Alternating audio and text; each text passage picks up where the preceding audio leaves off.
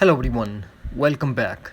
If your iPhone or iPad screen not responding to touch after the update of iOS 17 or any iOS update, then do the following step if you don't have or if your iPhones don't have the hardware issue. So without wasting any time, let's get started, and before start please do like, share and subscribe.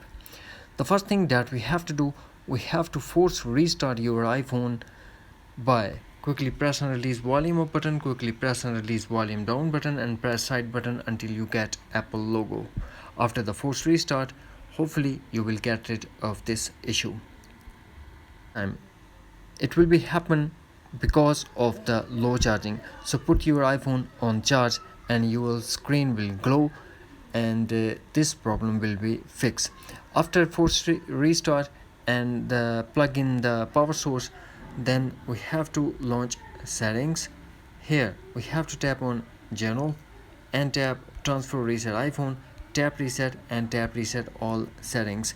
This process will delete all your customized setting to default setting, but no data or media will be deleted.